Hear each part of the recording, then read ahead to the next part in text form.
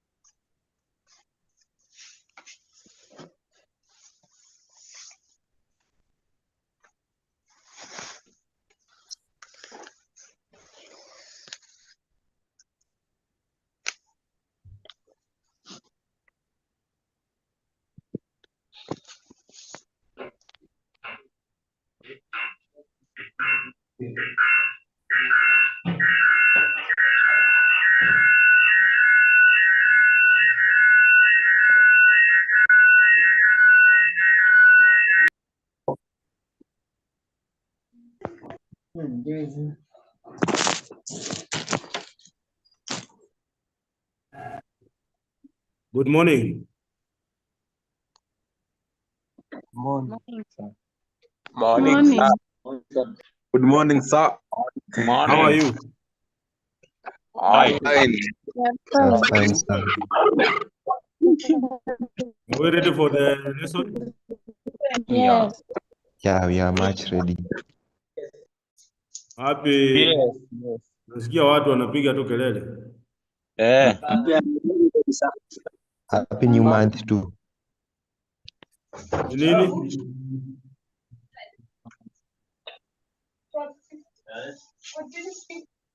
Hello? Hello. Are you now relaxed? Yes. Yes. But with a lot of pressure since the week.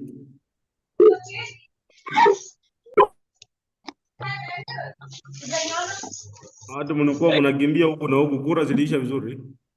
Yes. Haja watu wengine naona mko na ma-injuries. Kwanza walui. Mko na ma-injuries? Wabukusu. Lecture Yes. acha hiyo story. Acha hiyo story.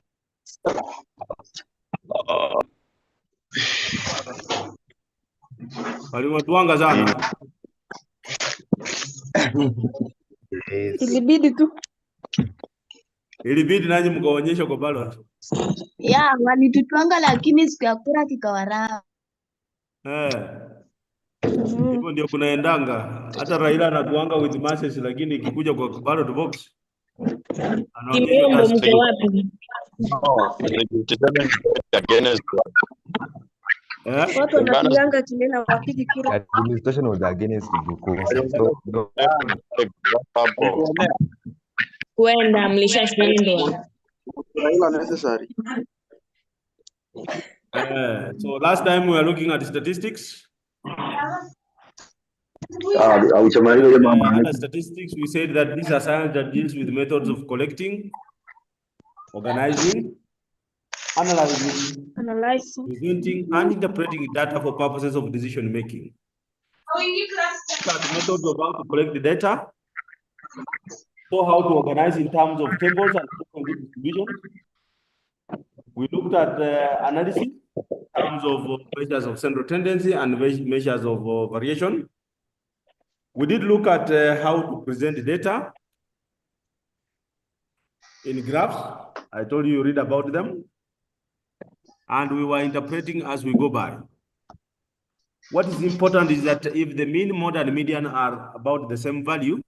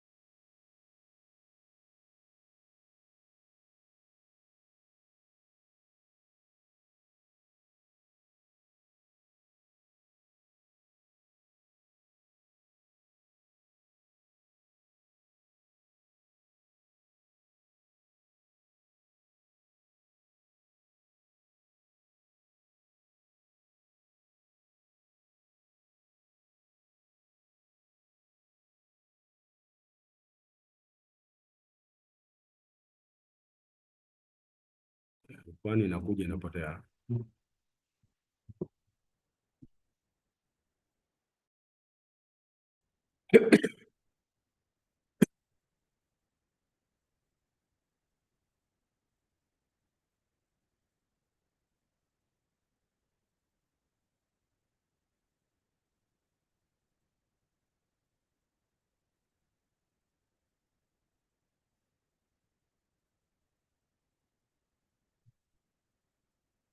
Hello? Hello, hello? Nimeti tusikie. Hello? Hello. Hello. Hello. Tumbua ama tuko sawa? Are you not getting me? Yes, Yes. we are getting you. Okay, now we can proceed. Alafu So siasa today we katani. want to look at matrix algebra, the last topic in our course. I thought we could meet on Monday, but we could not meet because I was told you are doing the cut, which I felt that you are to do it maybe at another hour. But we are meeting today, and I'm announcing that then we'll meet on Monday to see if we can conclude. But if we will not conclude on Monday, then we shall push to Thursday next week to conclude. So we look at matrix algebra, and when we talk about matrix, we are talking of an arrangement of similar categories of items. And this arrangement is normally in an orderly form, and it allows us to have easy and quick establishment of any change in those items. Remember, we talked of why do we tabulate data? It's for ease of reference to locate what is required easily and to avoid unnecessary details. So matrices also do the same. And in terms of the matrix algebra, the arrangement normally comes in what we refer to as rows and columns. And this helps us to visualize out the quantity of each item at a glance. So as we talk of an arrangement, we saw an arrangement is an array of elements, therefore, in rows and columns, which if we embrace in brackets, that's what we are going to refer to as a matrix. You are not meeting matrix algebra concept for the first time, and I wish that we move through fast because we have up to 9. There are other university functions that we need to attend to. So in terms of matrix algebra, we are looking at an arrangement, an array, which gives us rows and columns. When we talk of rows, these are those items that are arranged in a horizontal line. And when we talk of columns, these are items that are arranged or elements arranged in a vertical or a column form. So when we do this and we embrace this in brackets, then we are going to refer to this as a matrix. Generally, world over, we denote a matrix by a capital letter of the alphabet, while its other elements are therefore denoted by the lowercase letters or the small letters of the alphabet, or we can use numerical values to establish those that are in rows and columns. So as we look at this, then we are going to denote a matrix by a capital letter, and its element will either use the lowercase letters of the alphabet or the numerical values. Look at these examples of what we are referring to as a matrix is that if you look at a matrix A, for example, A has the elements 4, 5, 7, 2. So the 4, 5 are in a horizontal alignment. 7, 2 is in a horizontal alignment. So those forms the rows. Then 4, 7 and 5, 2, these are the elements that are arranged in a column form. So matrix A, denoted as 4, 5, 7, 2 in brackets, is what we shall refer to as a matrix. Now, a matrix like B, it has 1, 2, 3 in the first row, 4, 5, 6 in the second row, 7, 8, 9 in the third row. Then in terms of the columns, we are looking at the elements vertically. 1, 4, 7, column 1, 2, 5, 8, column 2, 3, 6, 9, column 3. Similarly, if we talk of a matrix C that has the elements 2, 3, 7, 9, 4, 1. Those forms the rows.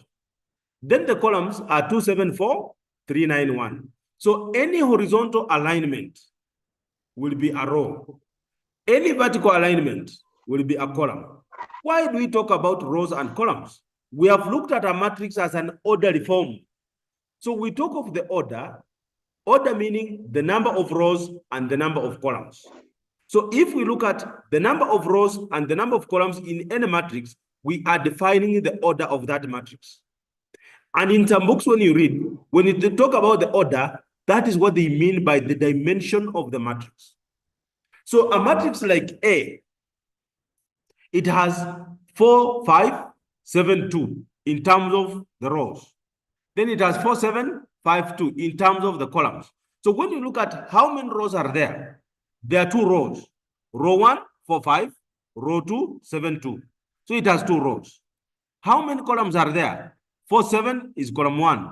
5, 2 is column 2. So matrix A, as given in our example, has 2 rows and 2 columns.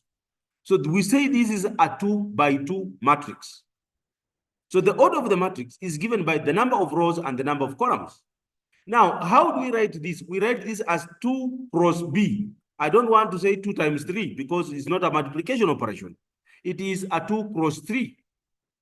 Look at matrix B. It has how many rows? 1, 2, 3 as row 1. 4, 5, 6 as row 2. 7, 8, 9 as row 3. How many columns? 1, 4, 7, column 1.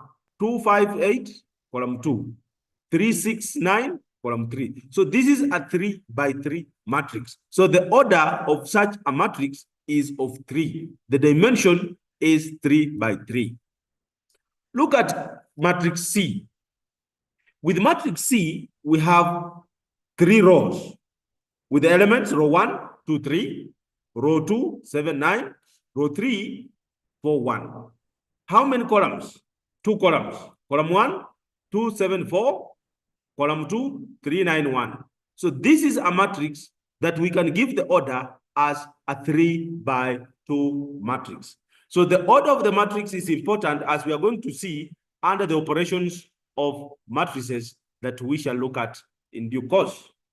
So as we look at this, let us understand how do we present the order, and that order must always start with the number of rows, then the number of columns.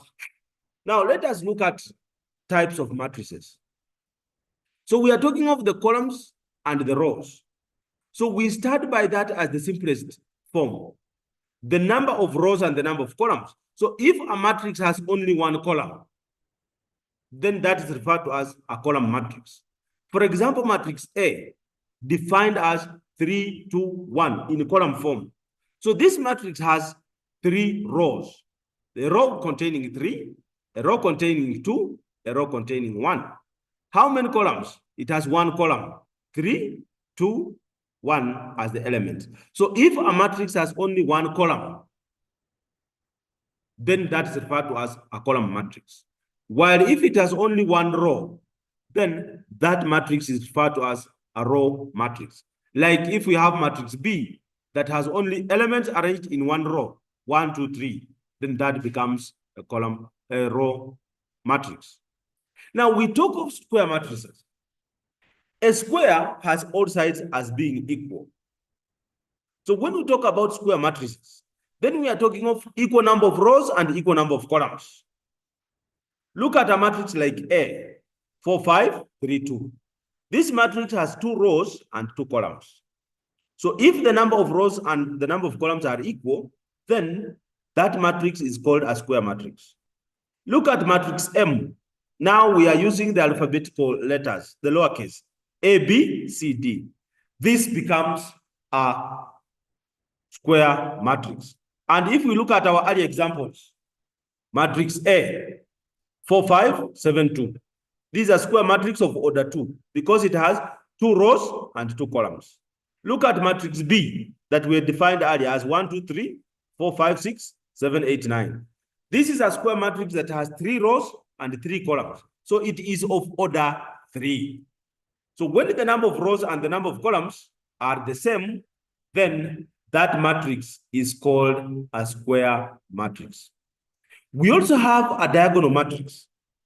A diagonal matrix is a special form of a square matrix, except that the members in a diagonal form have values and zeros elsewhere. That you consider a matrix like M with the elements 2, 0, 0, 0, 8, 0, 0, 0, 4. So you find that The elements are only in the diagonal 2, 8, 4, where they are not zeros. Look at a matrix N with the elements 1, 0, 0, 0, 0, 0, 0, 0, 0. It has only an element that is not 0 n of 1 in its diagonal. So this is called a diagonal matrix. But as we look at this, these are special forms of square matrices. Now we have another special form, a special case of square matrices. We call these identity matrices. So these are a special form of a square matrix that has all values as 1 in the diagonal. So look at a matrix of 1, 0, 0, 1. The diagonal has elements 1, 1. So this is an identity matrix of order 2 because it's a 2 by 2 matrix.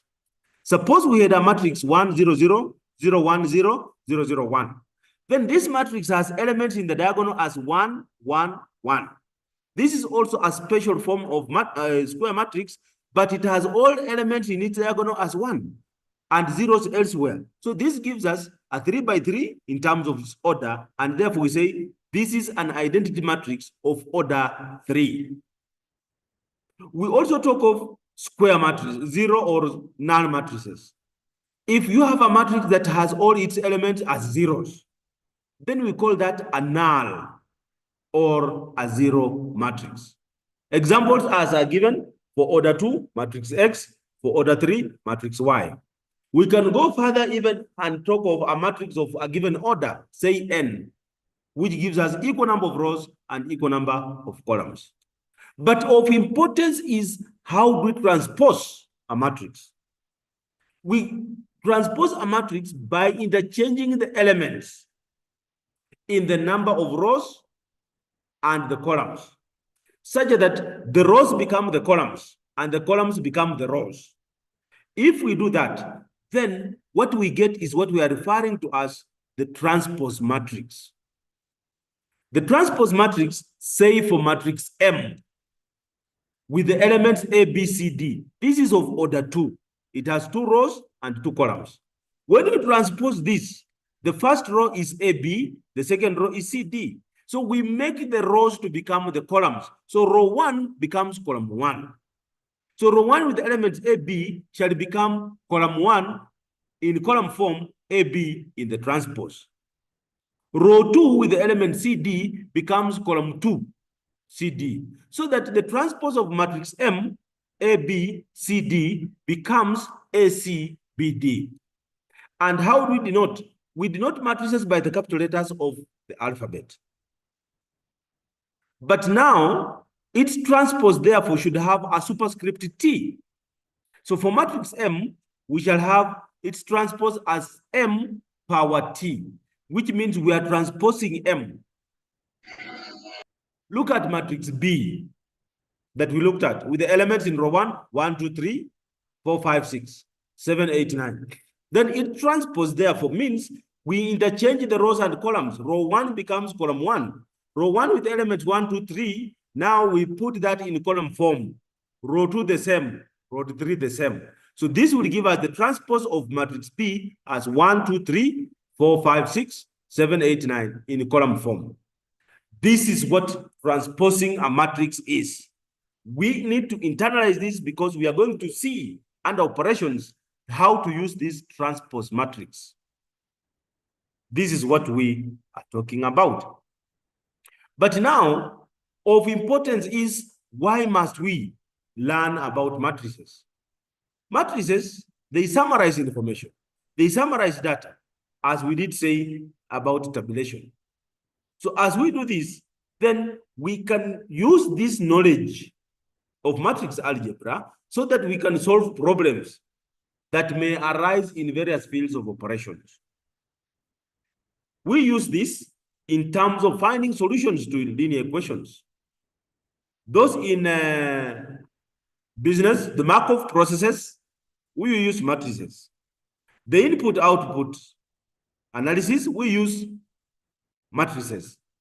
In linear programming, those of us taking computer, those of us who want to do some programming activities, we use matrices.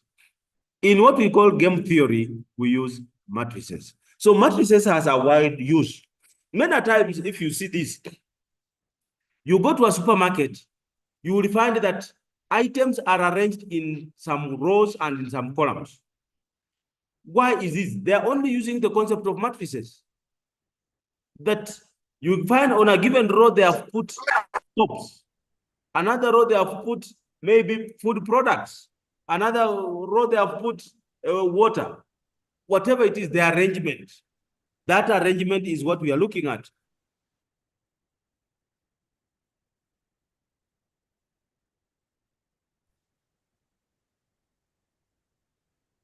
Am I back? So Yes. we use matrices in various forms. We use matrices in our day-to-day life. And I've given an example in terms of arrangements in a supermarket. How you arrange your house. You are only using the concept of matrix. You arrange chairs, tables in a given form. And that is the application of matrices.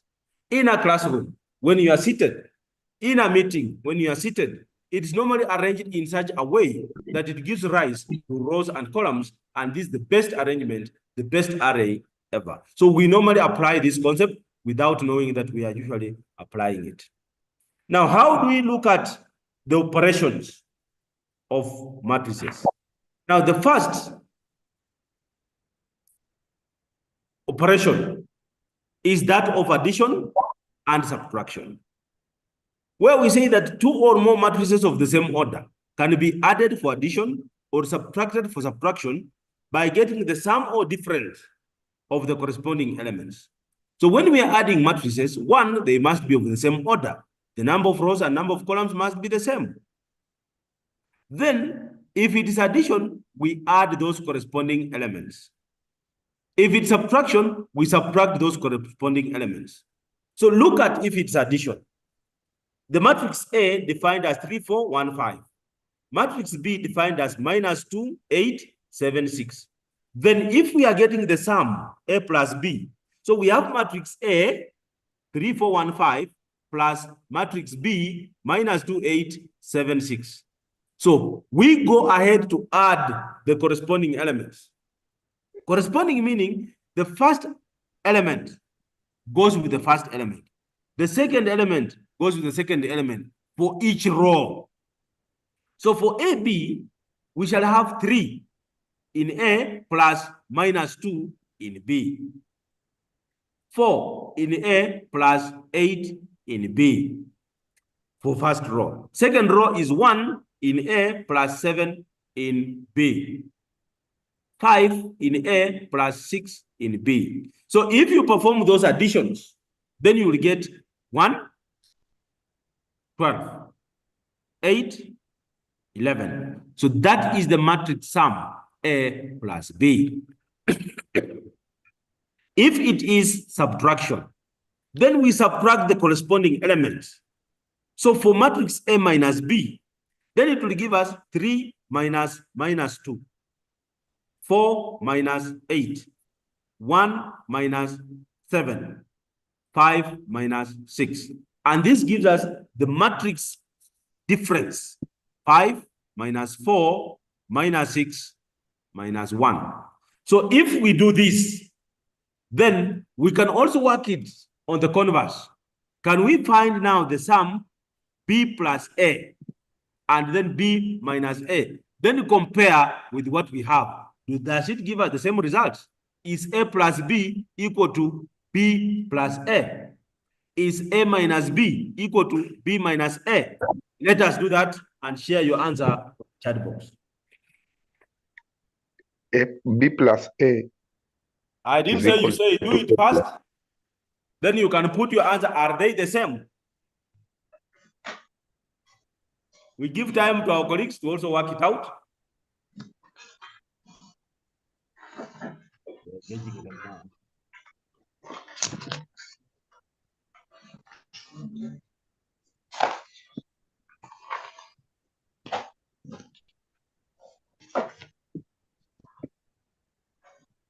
Is B plus A the same as A plus B?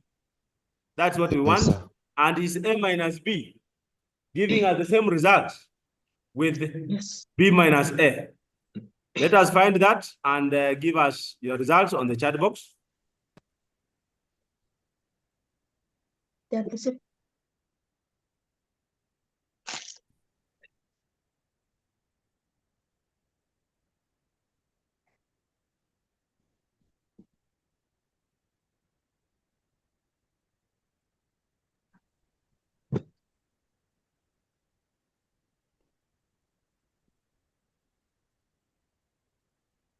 labda kwa hivyo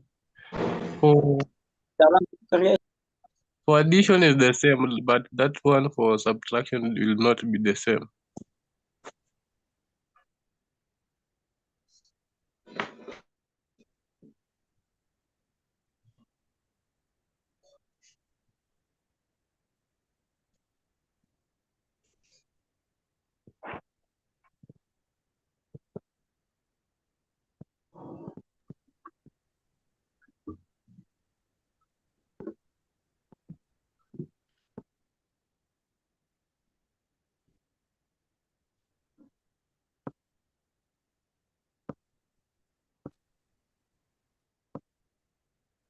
For addition is the same, but the subtraction is inverse.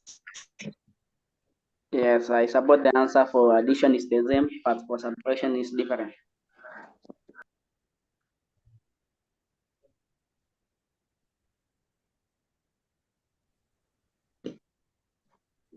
But that for addition does not work for all matrices because kuna zenye zinaweza kuwa na negative signs. Let's speak in English.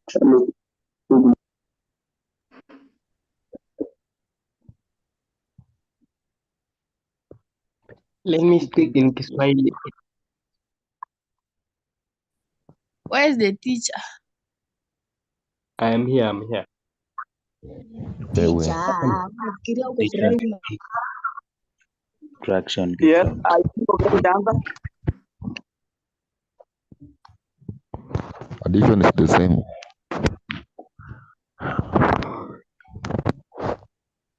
Mbona mnarudia vitu mlifunzwa jana? So A plus B is equals to B plus A. A minus B is not equal to B minus A. Philip, that is correct?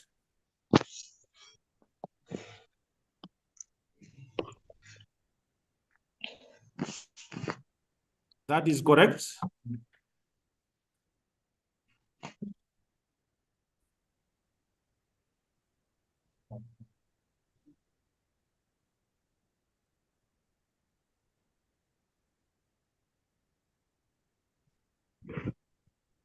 Addition is equal, but subtraction is different. Amos, that's fine. Wafula, that's fine. Johan is okay. Addition is the same, but subtraction is different. Yes. Subtraction is different.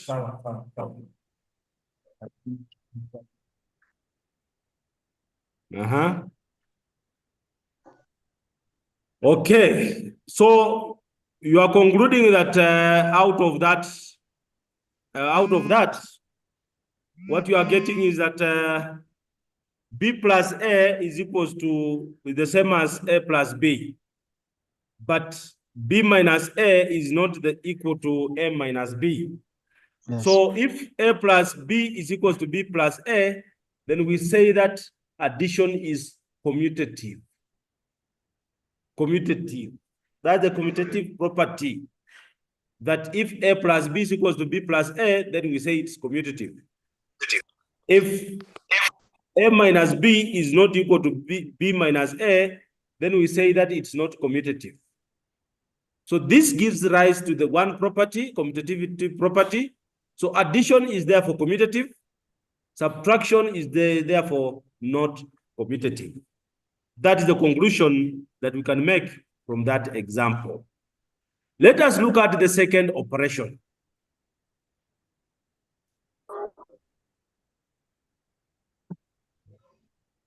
So the second operation is what we call scalar multiplication.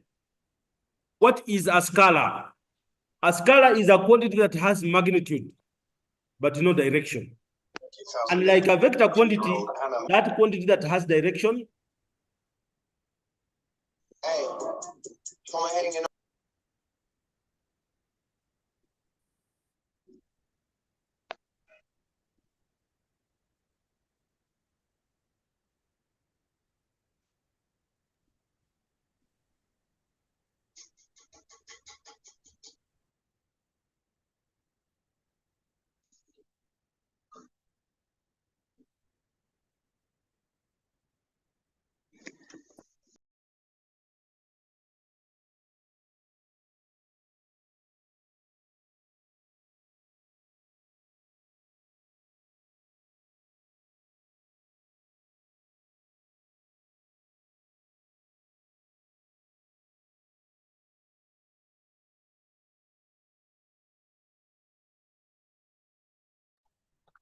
Kumefanyika nini?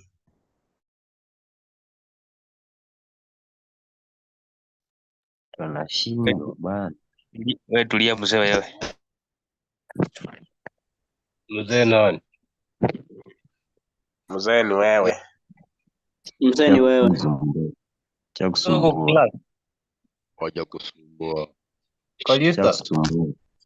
Baba marehemu simnyamaze. Nyamazeni kile Baba marehemu simnyamaze. Suende kwa Bizoni zinanitoa usingizi. Enda uje bro. Wewe sasa mtanyamaza. Yombo nie. Kwani like hapo hapo? Mtanyamaza kwanza. Yombo ka hola. Yombo vitu. Kwenda waoge. Ngwai. Mriema.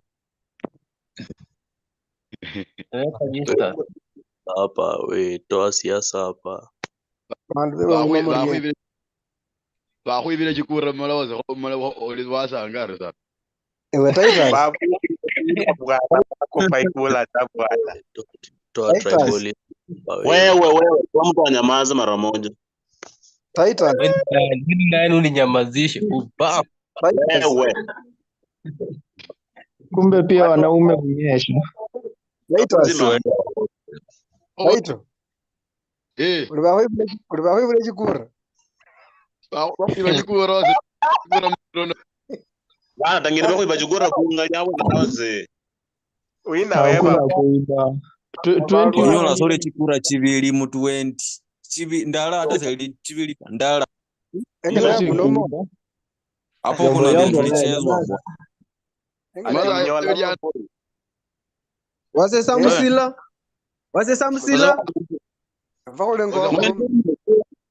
Wase la kana luyo kasi. Wakati wewe wapi mundu wewe. Nene hapo bwana kama mlianga. Wewe Samuel Muremi huwezi nyamaza. Ongea ama mnakwambana. Wenda muanze uji. Kura ilisha. Basi imeisha basi mtoke.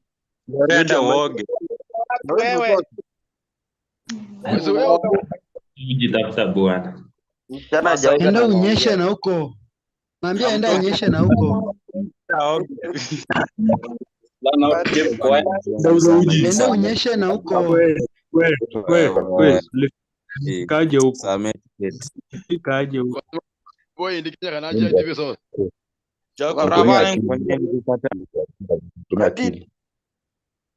Tita mara kwa leo.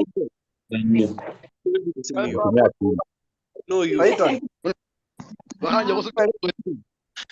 Wadogo ndio. Mareja hali ikisiwa.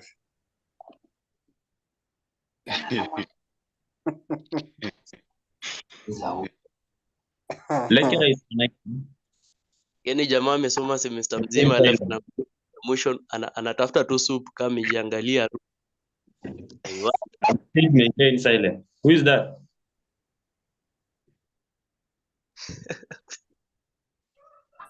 Who is that speaking? Jamaa amesoma hizo. Mtu anajitafutia. Atutishwi. Kind of accident. Who is that? Who is that? Accident and do it. I'm talking and not talking. Can you mute? Wewe wakabele kilazi prefect yo kilazi wanu.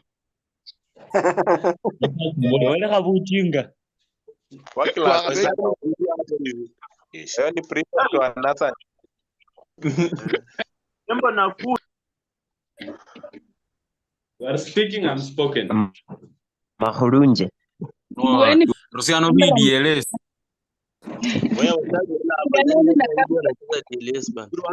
Quiet in the room. DLS ni ya watoto bwana. Mtu mkubwa anacheza tu aje DLS. Yeah, style of bar. Wewe na maloko Tafuta hii football. Anacheza Ena maloko.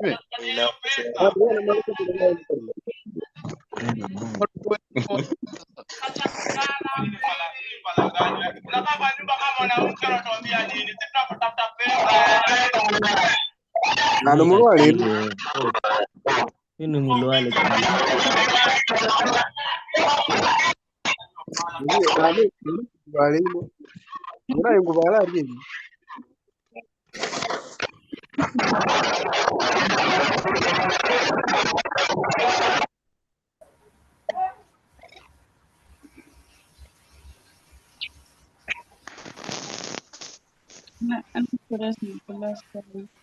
Watu wakubwa wenye wana nini?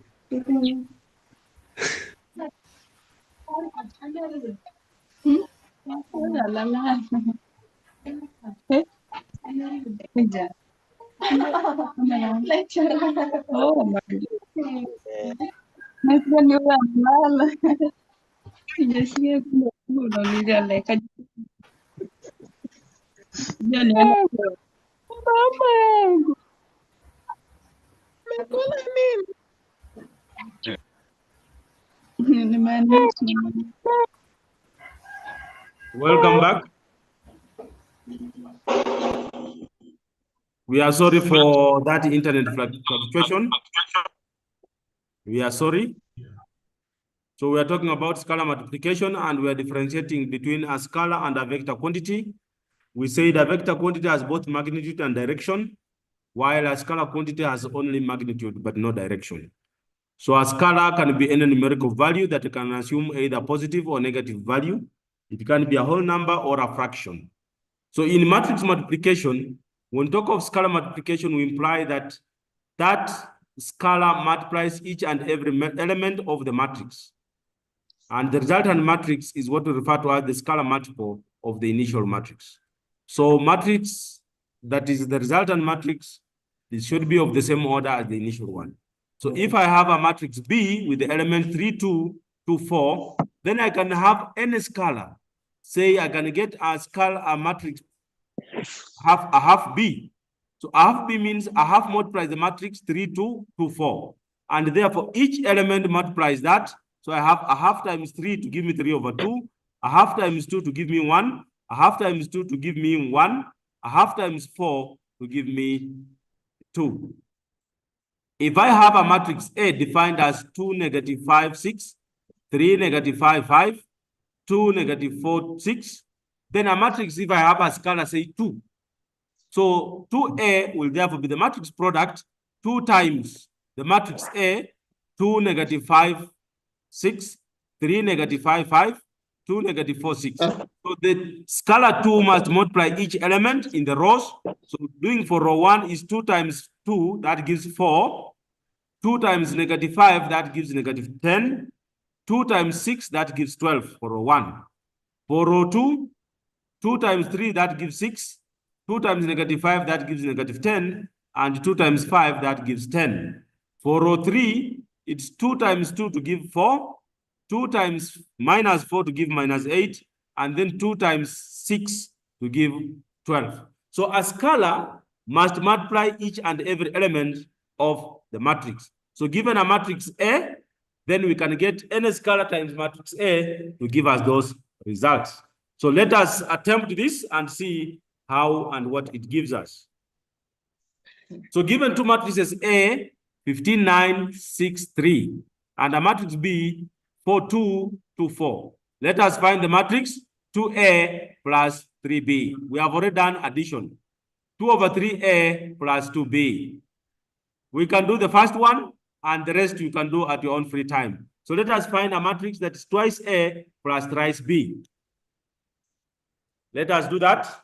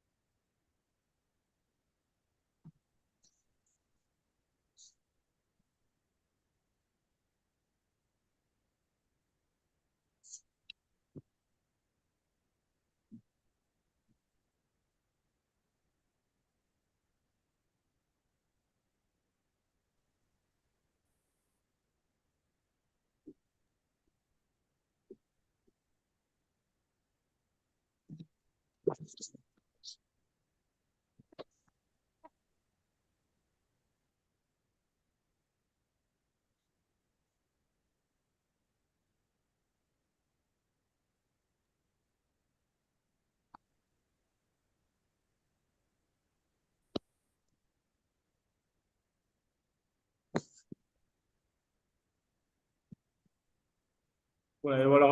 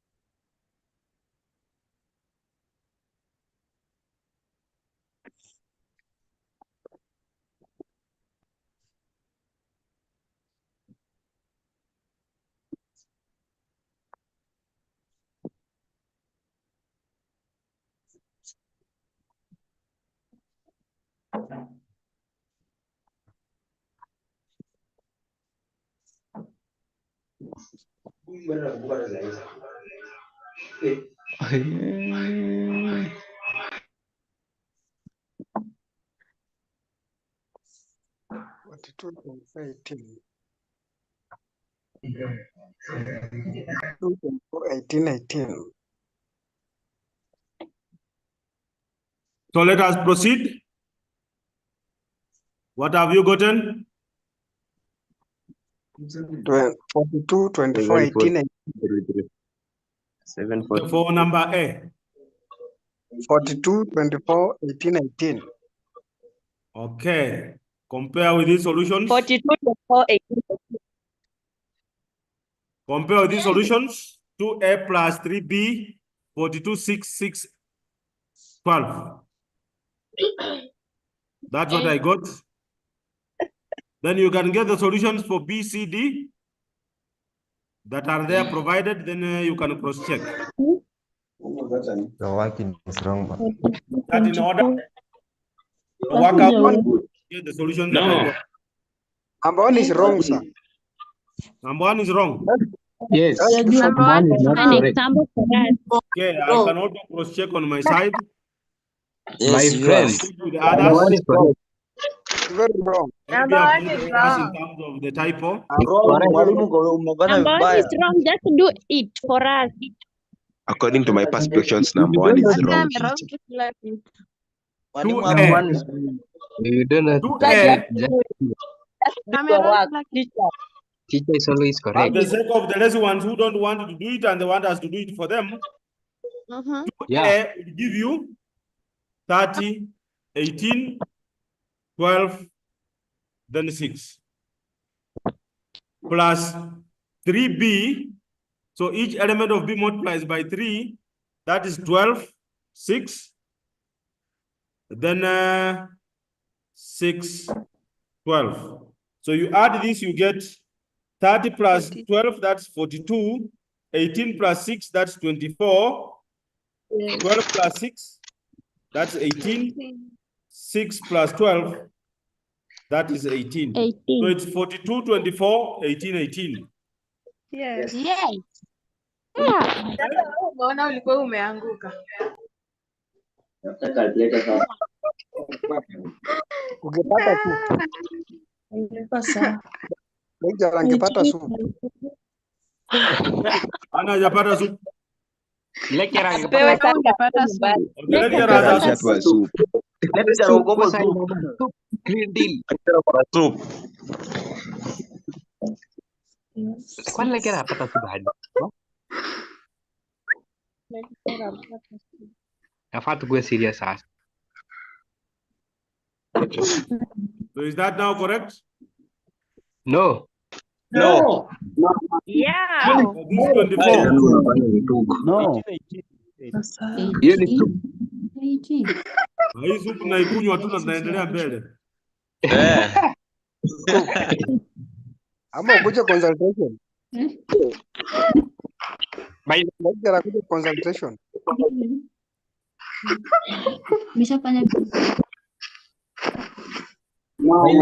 That now correct? No, 18. Bado unafanya vituko. 24, 18. What are you saying? Can you do it and redo it? Bado ni soup. Bado ni supplementary hiyo. 12 plus 6, 12, 18, 18. Yeah. Kuja consultation.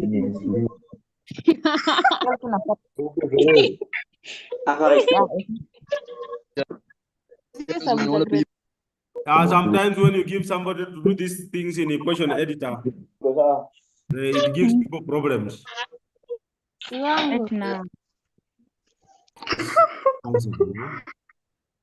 So let us proceed to the next item, the next concept that we want to look at. And now we have looked at 2 operations, 3, addition, subtraction, and scalar multiplication. Let us look at now what we refer to as the matrix multiplication. Let's see how do we multiply the matrix? Not responding. What is it that is not responding again?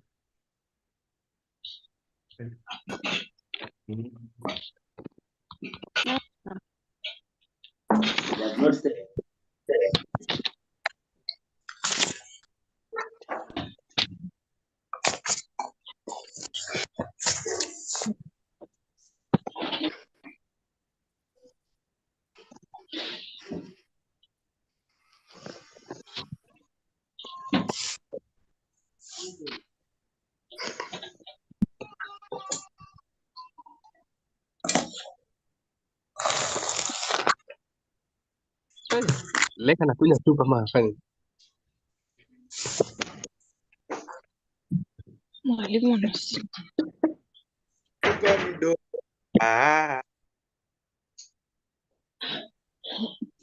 Kujua sana.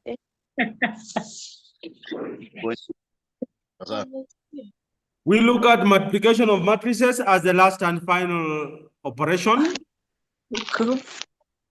Given any two matrices that are defined based on their rows and columns, then the matrix product AB is that sum of products in the rows of A and the columns of B. So the product AB is the sum of products, which consequently implies that we multiply the rows of A with the corresponding elements in the columns of B.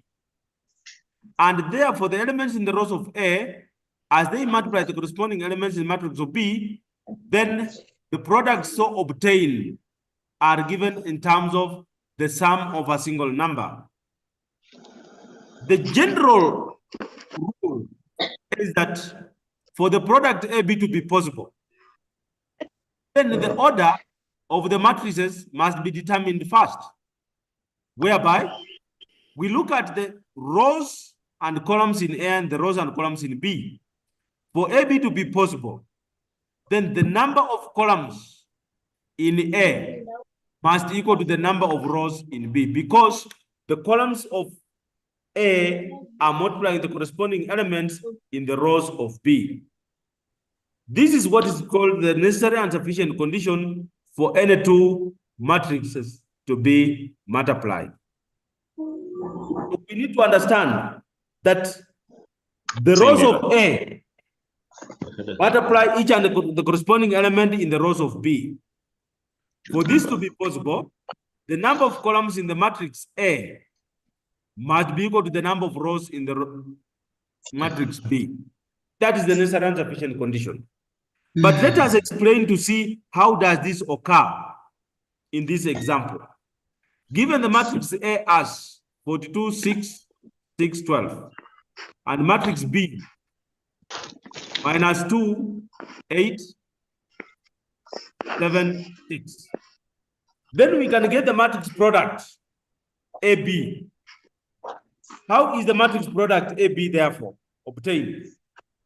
That we are getting the products in the rows of A, 42, 6, and the columns of B, negative 2, 7. So for the corresponding element, 42 multiplies minus 2, and 6 multiplies the second column, the second element, the column 7. So this will give us 84 plus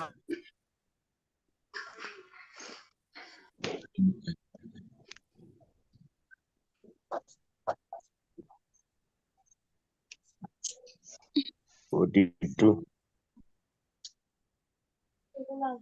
Yes, sir. That is negative 42.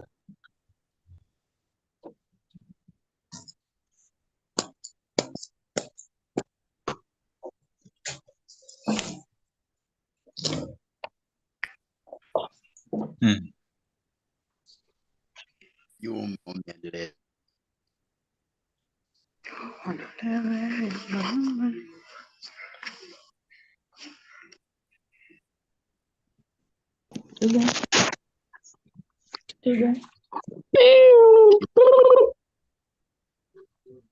A few moments later. With the witchy one.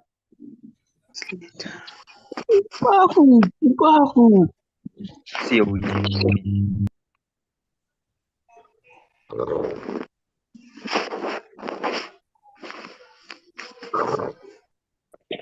Yeah, man.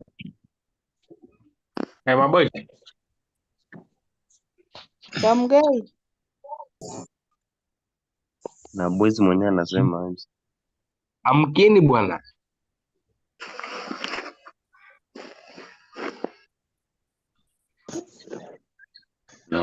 Ekirajena bwana.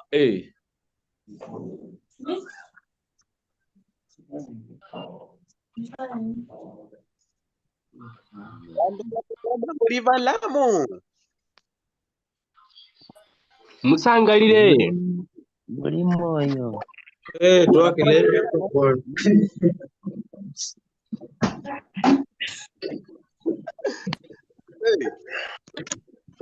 Watu wanaomboyombo toeni kelele hapo. Funga mdomo. Siasa ilisha bwana. Hao goons wanafanya nini? Weta alikuja kufanya nini? Makuta. Yule ndo alisema hivyo.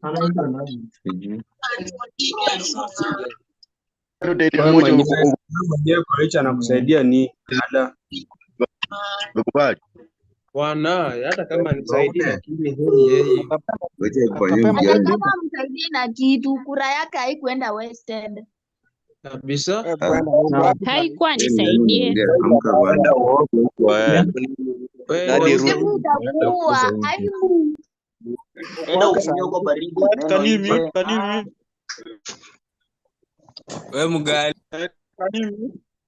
Mkali anawatisha. Kura ya nani hai? Ya kuongea kwenye watu wa.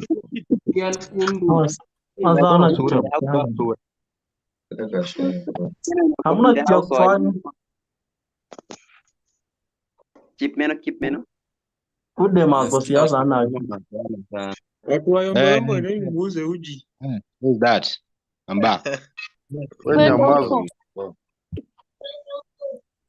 Nyamaza. Yes. Amani. Yombo. Ule demu nyako na mdomo, ule demu wa mdomo siwache wanaume waongee. Wewe msichana unafanya nini? Kwa general sana bwana. Yake inapokuwa Kama ni mdomo yako natumia ku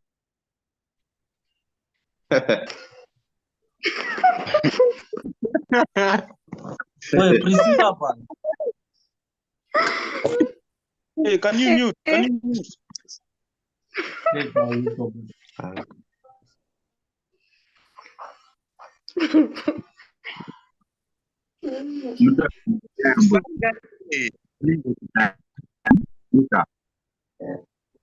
Hata tu mkaletu amepanua meno tu ati yombo nitakutandika.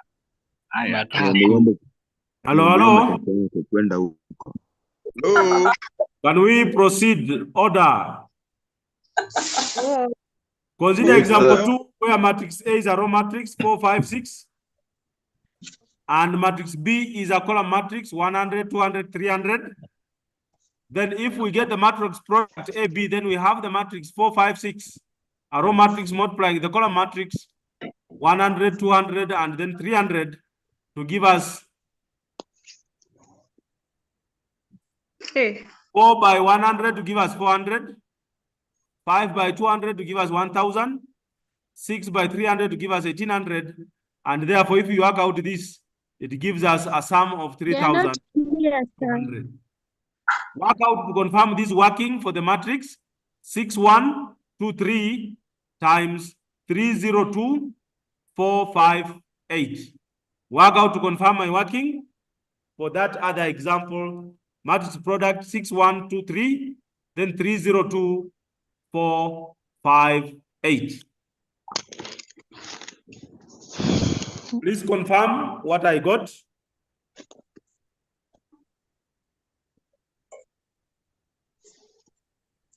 Sir, the first one you are wrong.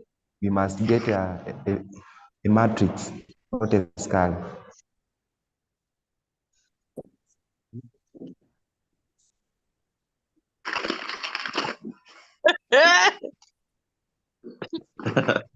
Hawa watu wa kucheka cheka kwa darasa yangu, I'm monitoring you.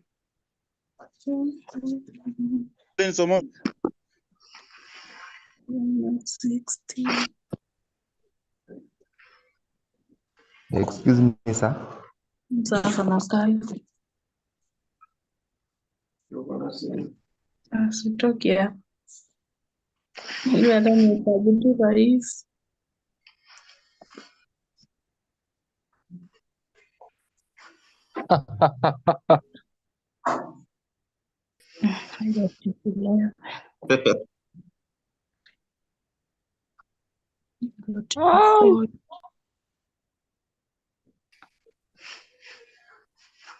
So the second example is correct. Check that example. It's correct. The first one is incorrect. No matter you shape up or I shape you out. You are correct.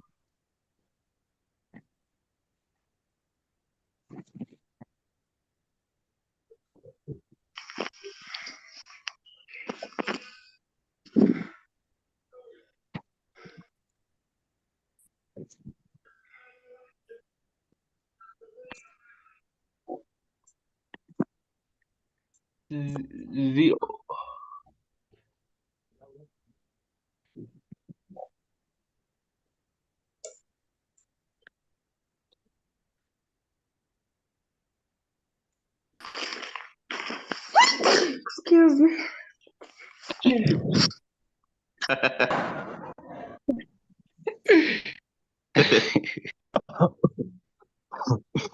Unmute unafanya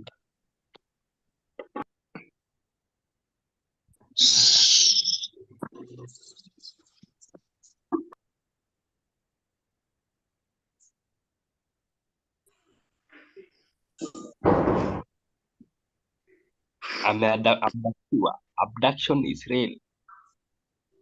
Kwenye mali.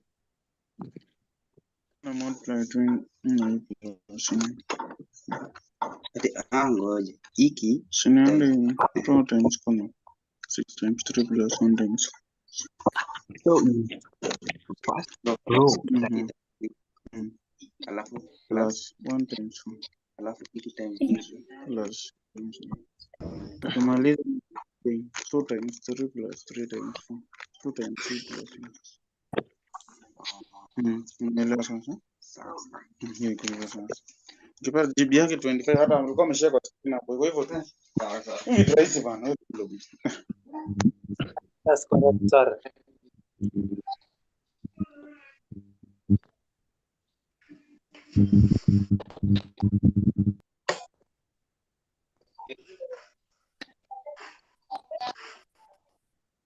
Mwacha kusemezeni hapa vitu correct sijui sana nini. Nataka tu kuona nini inaendelea hapa hivi.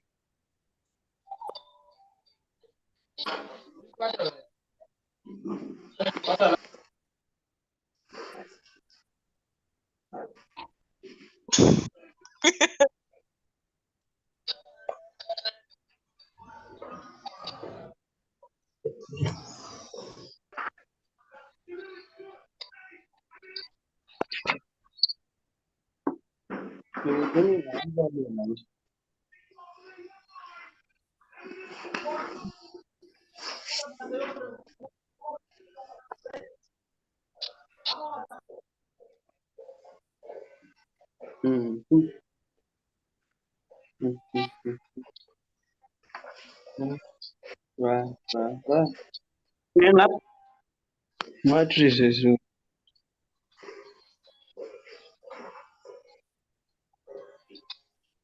Are we confirming the product 22, 5, 20, 18, Yes. 15, 20? Yeah, they're okay. Very okay, sir.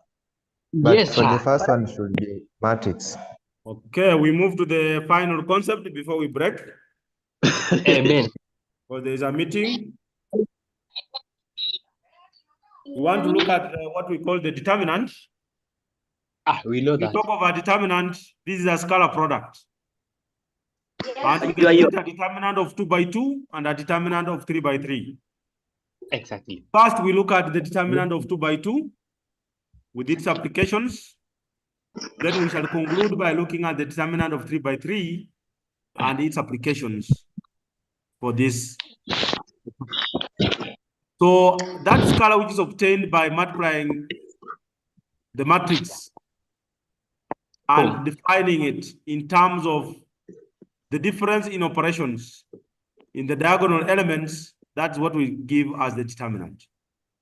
Given a matrix A11, A12, A21, A22, where A1 means this element in row 1, the first element.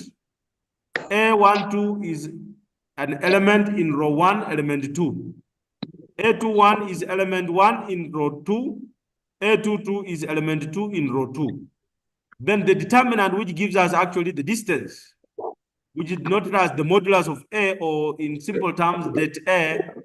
This gives us the difference in the products in the main diagonal, A11 times A22 minus the product A12 times A21.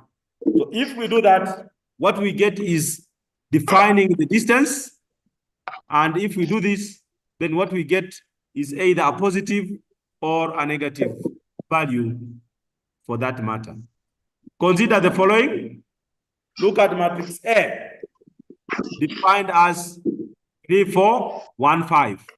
Then its determinant, therefore, will be the difference in the product of the elements in the main diagonal and those in the other diagonal. The main diagonal has the elements 3, 5. The other diagonal has the elements 4, 1. So the difference is 3 times 5 minus 4 times 1. And that gives you 15 minus 4 to give you 11. Confirm the determinant of B and the determinant of matrix M. B is negative 68. Confirm that. That B is negative 68, not negative 78.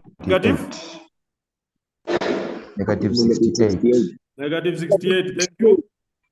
Negative 68. Some of these things I'm doing them the way they are so that I know, I see whether you are following or you are just copying.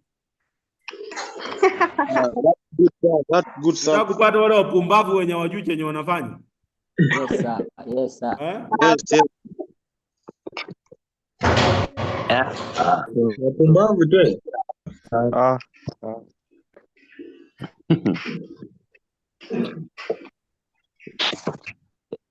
How about M? M is correct. 12 Correct. minus 4. 12 minus 8. That gives you 8. sawa sawa? Imekuwa rahisi. Yes. Yes. Suppose we have a 3 by 3 matrix. A 3 by 3 meaning it has 3 rows and 3 columns. Then we can get its determinant, but what we call the cofactor method or the Laplace method.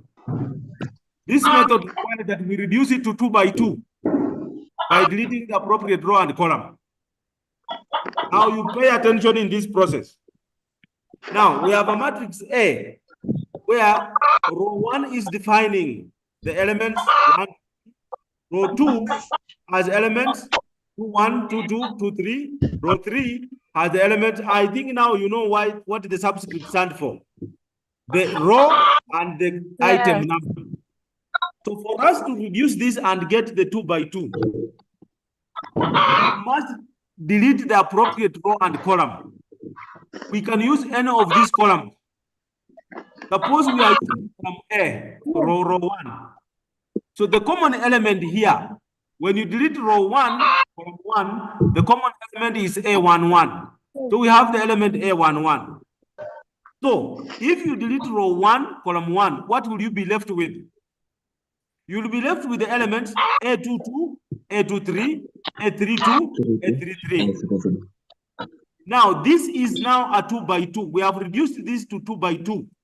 So we know how to find the determinant of 2 by 2. 2 by 2 determinant is therefore obtained by getting the difference in the main diagonal, A22 times A33 as A23 times A32. That difference is what is giving us what is the bracket. So we evaluate this to get the first term. By convention, the first term is positive, the second term is negative, the third term will be positive. So our first term is assumed positive. So the second term must take a negative, so we minus. So we are going to the second term, 1, 2. If you delete row 1, column 2, the common element therefore is A12. That's the common element, A12. So if you delete row 1, column 2, what will you be left with in the 3 by 3 matrix? So we delete row 1, column 2, that leaves you with A21 A23, A31, and A33. So that is the reduced 2 by 2. So how do we find the determinant? We already know how to find the determinant of 2 by 2. So we shall have the difference A21, A33 minus A23, A31. That is the term that we are getting here. Then the third term will be plus. For row 1, we are using row 1. Row 1, column 3. The common element in row 1, column 3 is A13. So if I did row 1, column 3, what 2 by 2 will I be left with? I'll be left with A21, A22, A31, A32. So this is a 2 by 2. So this 2 by 2, I can get this determinant because we already know. So getting that determinant will be there for A21, A32, minus A22, minus A31. So if I evaluate this, then I get the determinant of a 3 by 3. This is by way of what we call the cofactor method, or otherwise the Laplace method. Let's look at an example.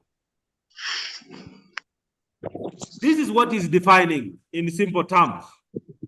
If I have a matrix A, B, C, D, E, F, G, A, B, C, D, E, F, G, H, I, then its determinant will be A, which is common in row 1, column 1. So if I delete row 1, column 1, I'll be left with E, F, H, I, minus second term is B. So if B is on row 1, column 2, if I delete those, I'm left with the D, F, D, I. So I get that determinant. Then I go to the third term. If the first one is plus, second is minus, the third is plus. So the common term there is C. If I delete row 1, column 2, I'll be left with D, E, G, H. That's what it is. So I evaluate that and simplify to get the determinant. This is now a more simplified version. So we can use that now to get the determinant of the following matrices. Suppose you have the matrix 2, 2, 4, 4, 2, 2, 2, 4, 2. Can we now use the same to get the determinant? Find the determinant of matrix A. Find the determinant of matrix A. Then we see what we have as we conclude. 16 times 4.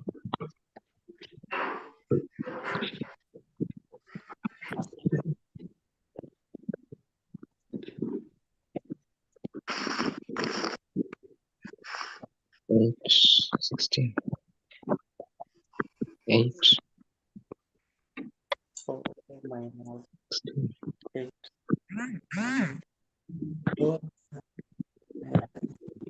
16. 8.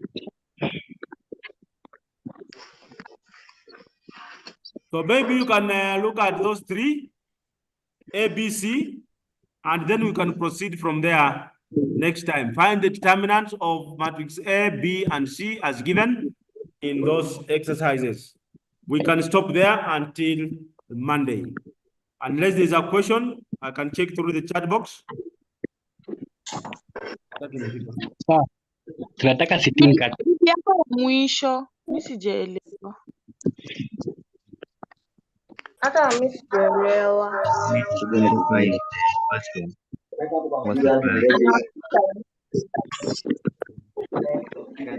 Nani ameelewa? Let us do example A. Please do Tutakuja consultation.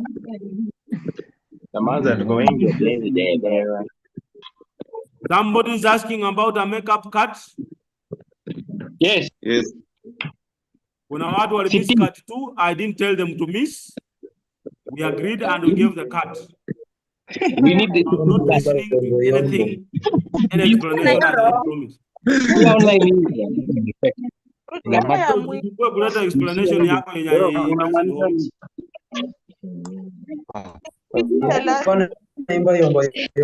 Hurumie tu Lake. hakuna kuwahurumia. Walikuwa wapi when you are doing the cut? Ungefanya There's little misunderstanding. A student cannot just miss to sit the cut thinking that kuna ingine imepewa. Yes, keep sang, your hand is up. Lecturer, tumie ile notes. Tunataka kuachapa.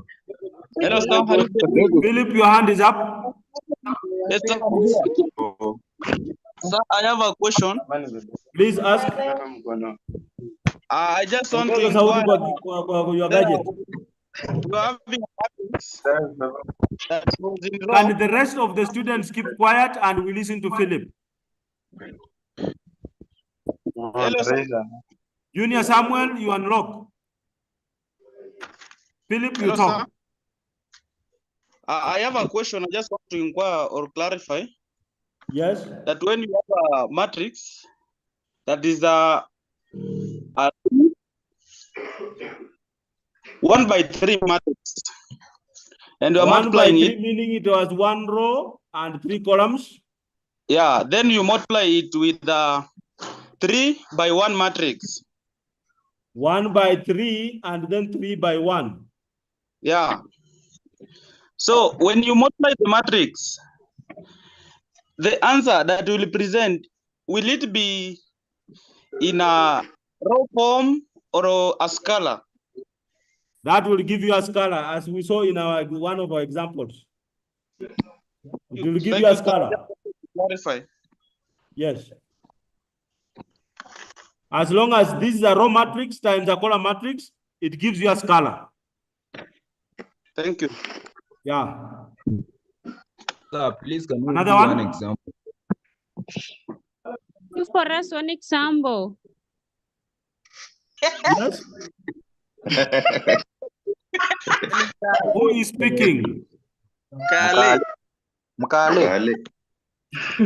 Lucy, what are you saying? Do for us one example. Example?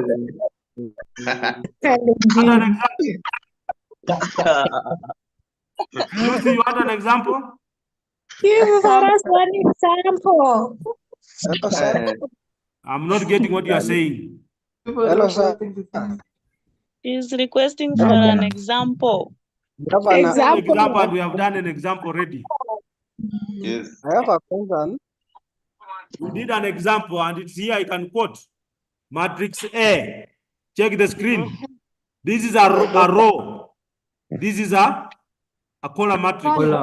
We did it and it gave us scalar 3,200. Which other example do you want? 1 by 3. This is 3 by 1. The one that Philip has asked. The example 1 there. So what other example do you require? I have one example. William? I have a question, sir. William? Yes, my question was that I was just asking you to upload this to our portal so that you can go through it during our free time so that you I can upload on the get portal. familiar with the content. Yeah, screenshot. Yes? Okay. Wilkista? Screenshot.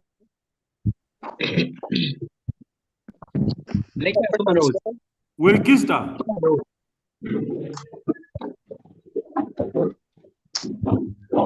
Hawa watu wa kucheza cheza na gadget na wajui ni nini wanafanya. We assume that we are done with the questions. I have one. Naftali? Just a makeup cut. Naftali, what are you saying? This is not a question. I'm happy to make up cuts. I'm not discussing issues of the cut. We gave 2 cuts. That was final. If you didn't do it, that's your own problem. Unless you convince me beyond doubt why I did not do it. I cannot entertain nonsense from students. Some of us did have magic at our home. I did announce you cannot keep missing the cut for your stupid things that did not bring you here. No, you announced that. I'm firm on that one. Enda vizia wape kati kama mnataka. Not me. Unless I'm convinced beyond doubt as to why you did not sit for the cut. It's enough, not I don't want to repeat that issue of the cut. Should come in your office. Takulipa. Another thing? So, a directive for those who didn't sit for the cat. Pardon? What should we do for those who didn't sit for the cat? Should we meet you in your Problem. I don't know what to do. I only have one student who was admitted for cat 1. And Miss cat 1, a lady who was admitted. Huyo ndiye napanga kupea ye cat, makeup cat. Twendeni kwa VC. There is a lady, class rep alikuja akaniambia wakakuja na yeye. That's the only lady I am working on giving her a sitting cat.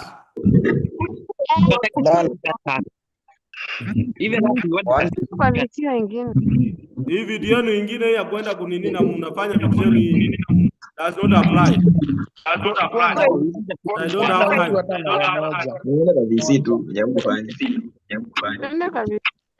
Kuwa na utu hata mara moja.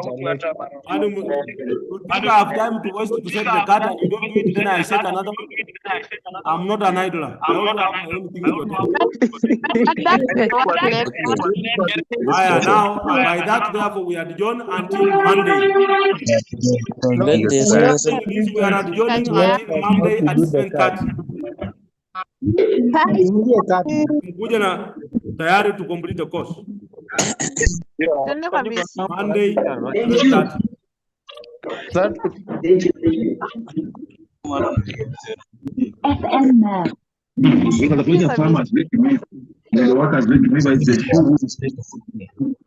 And you know, but you on the plan.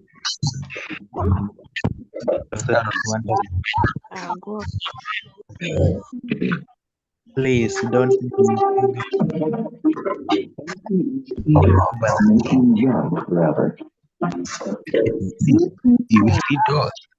Please, machizi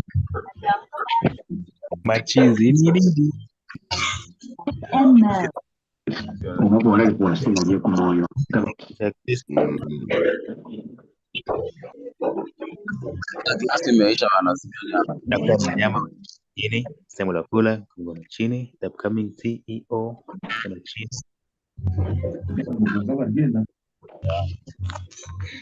Kutoka Wanjani.